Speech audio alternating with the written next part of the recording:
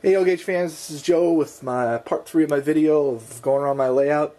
And if you've seen parts 1 and 2, you'll notice that none of this is an exact science. Had some stuff go wrong, but you know, I'm gonna go ahead and post them anyway, because you know, if anybody's reading or watching these videos or thinking about getting into this hobby, you know, as you guys well know this very well, this is not an exact science. There's a lot of tinkering going on that you have to be able to do. And you don't have to be good at anything like electronics or anything like that, but as you saw from my last 2 videos, not everything goes as planned. Anyway, what I wanted to show you in this video, I talked about the log dump cars. Oh yeah, I'm going to go ahead and power this up. And I want to move this outside train here, this diesel right here. This is an MTH. We're going to start this up. And what I did was, over the weekend, very inexpensively, I think I paid $15 or $16 for this thing. I don't know if you can see that blinking light at the end of that car there. That's an end-of-train device that MTH makes. So we're going to go ahead and run this.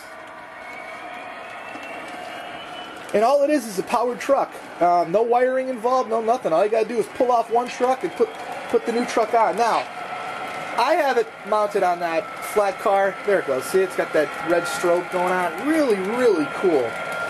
I have it mounted on that Lionel, I believe that's a post-war celebration car. I'm not sure. But that's really the only truck I could mount it on. Okay? I think it looks really cool. I really like it. And, you know, for the price and how easy, I think I had it on the train in like, I had it mounted on the car in like, turn off the sounds there. I had it mounted on the car in like 10 minutes, you know? But with Lionel, a lot of their trucks are riveted to the car bodies, so it supposedly is supposed to work on any MTH car. And I might have put it on that MTH log dump car right there, the black one there going behind the tower there. But that has 2 powered trucks because that's a dump car. So I ended up sticking it on there. And I'll give you one more good shot of it as it comes around.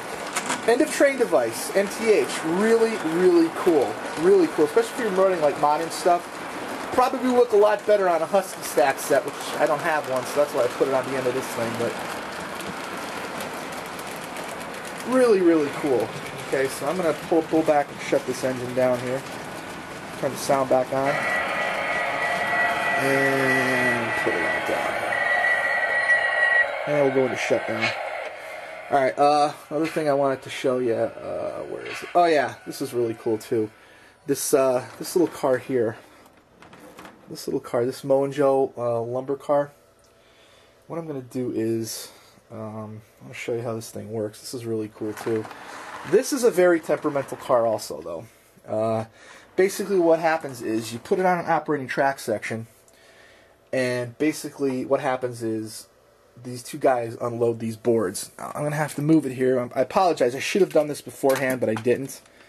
So what I'm going to do is I'm going to set this up on the track right here. I'm going to move it over to this operating track section right here. Get it situated right there. Now, normally I would have it facing the other way, but I'm going to go ahead so we can see it. And we'll see if this works. I got to turn up some power here, and we'll see if this works. Again, very, very temperamental. It doesn't seem to want to...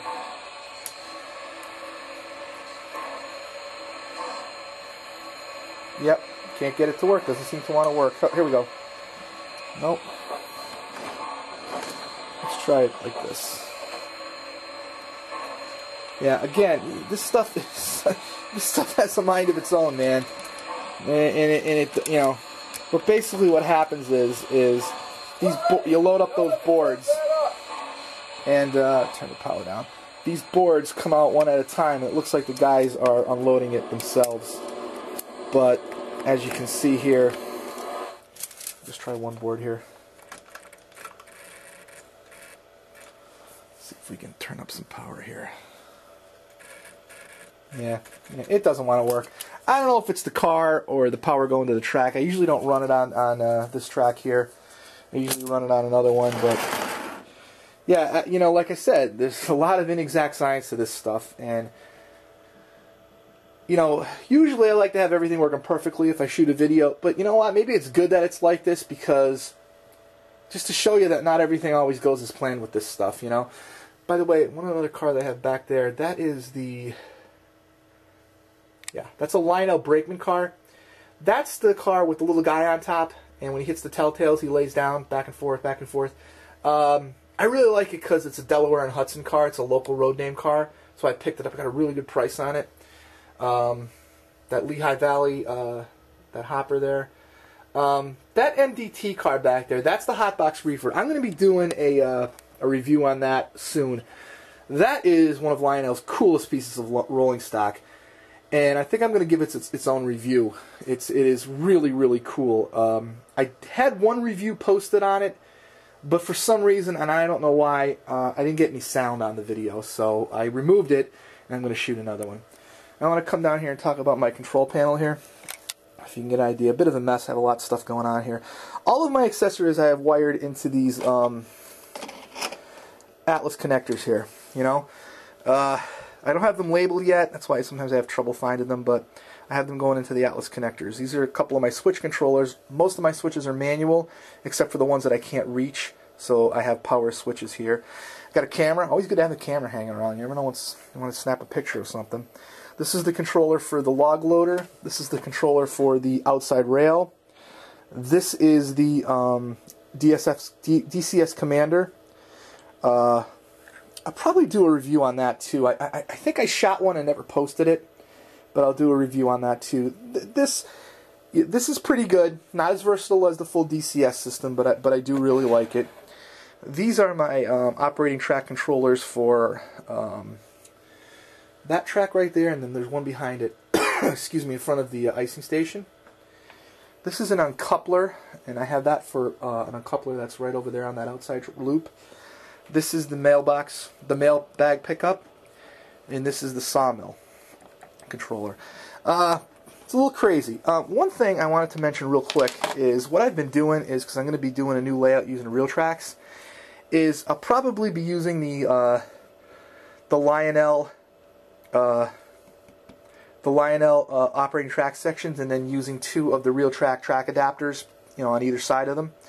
And what I've been doing is because, you know, they molded this all in black with the letters on it, uncouple and unload.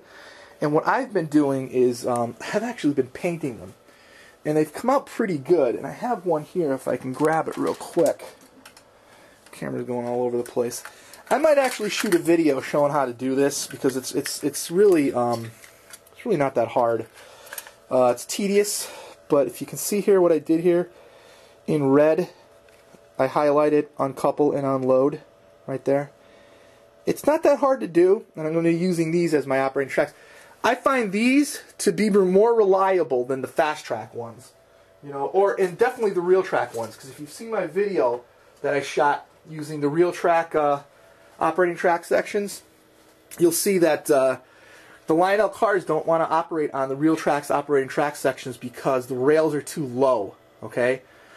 And so I'm going to be using the RealTrax operating track sections for uncouplers, but then I'm going to have 2 or 3 of those Lionel uncouplers on there. I also, if you can see this, I actually painted the RealTrax controller too, with the unload and the uncouple. I might shoot a video on how I did this. Take about 5 minutes to show you. There's really nothing to it. It just takes a little practice. But yeah, I apologize for the quirkiness of this video. But yeah, another thing I really wanted to do was I really wanted to get a log of this layout before it comes down, and I wanted to have some video shot of it and stuff like that. And I'll probably shoot some videos from myself of this layout run, and that I won't post on YouTube or anything. But anyway, that's it for now. And hopefully I'll get these videos up this week, and thanks for watching.